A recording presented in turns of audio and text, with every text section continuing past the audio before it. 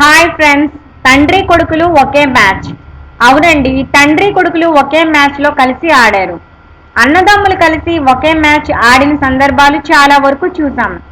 కానీ తండ్రి కొడుకులు ఇరువురు కలిసి ఒక అధికారిక క్రికెట్ మ్యాచ్లో కలిసి బరిలోకి దిగిన సందర్భాలు దాదాపుగా క్రికెట్ చరిత్రలో లేవనే చెప్పాలి. వెస్టిండీస్ దేశవాళీ క్రికెట్లో ఈ అరుదైన విషయం చోటు చేసుకుంది. ఆ దేశ దిగ్గజ ఆటగాడు శివనారాయణ్ చందర్పాల్ తన కొడుకు అయిన త్యాగనారాయణ్ చందర్పాల్తో కలిసి ఫస్ట్ క్లాస్ మ్యాచ్ ఆడటం విశేషం. గయానా తరపున వీళ్ళిద్దరూ మ్యాచ్ ఆడారు. జమైకాలో జరిగిన దేశవాళీ మ్యాచ్లో తండ్రి కొడుకులిద్దరూ కలిసి బ్యాటింగ్ కూడా చేశారు.